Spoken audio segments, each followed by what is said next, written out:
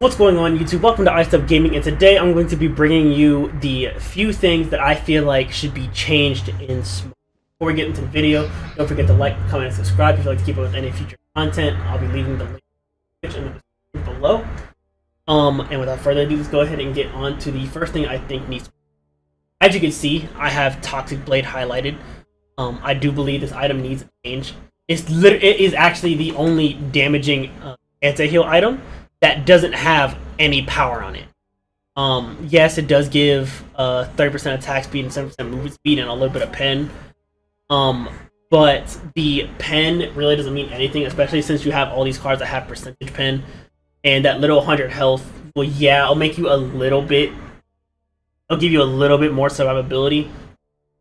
But on most AA gods that you're going to be building this item on, you're not really going to be... you're not going to be tanky enough to really get a lot of benefit out of it. So, I do think they should either give this more percentage pen or just give it power and take off the pen altogether. That way, characters who are solely reliant on their auto attacks can use it, i.e., like Arachne or Bakasura or Rama, because if the enemy person builds a healing against them, the only option they have is Toxic Blade, and they lose a lot of power for building that one item. I do believe that should. Another thing that I want to see changed, I did mention this in a previous video, is ranked. The one thing I want to see changed about ranked is make it to where you can have more.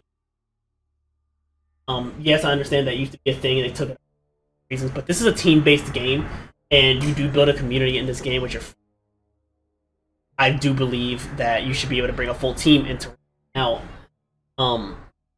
Yes, I can understand it can be really annoying for the enemy team to go against a team that's completely calmed, but that's just something that you have to deal with in general. Like, if you could do it in SPL, why can't you do it in online ranked? It doesn't make any sense. That's another thing I want changed. So the next thing I want to talk about is changing the surrendering option. Now, they did change it before. Now, if it's at 3 and nobody else votes and the timer runs out, it just auto surrenders for us, but that's not good enough. I'm tired of going into matches and it only being 2 people who don't want to surrender, but everybody else does, and we're forced to stay in the match because 2 people think they can carry the game. And this is coming from more of a casual standpoint. Watch my Twitch, I'm mostly in casuals, but it's usually people who are doing really bad or think they can make this comeback or think this is ranked and they don't want to lose the rank points. And I just don't understand it. It's majority rule. 3 people do not want to sit there and look at this team that they don't feel like is going to go anywhere, or just know that at 25 minutes in, the enemy team is just going to be running us because we're not team fighting better, we're not grouping up better, and we're just relying purely on luck. I feel as though if more than 2 people want to surrender, it should be an automatic surrender.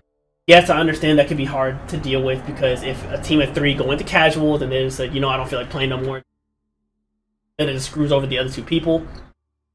But those kind of moments are so few and far between, and it's really annoying to be sitting there dealing with toxic people for 40 to 50 to even an hour long match just because 2 people don't want to surrender. I think that definitely needs to. Up next is, I'm pretty sure a lot of people saw this coming, but I do want to see a Quinn size change. I made a previous video how I want a magical version of Quinn size, and while I still do, I do feel like an item like this needs to be looked at a little bit more and nerfed a bit, because most tanks will have over 2,000 health. So they'll get so much benefit out of Quinn size, plus it gets power, and the damage scales up to 5% each time they hit you. So I feel like this card needs to be dumbed down just a little bit, make it to where maximum it does 3%, or maybe just even a little bit lower, depending. I understand that building a lot of health and a lot of defenses can be really daunting.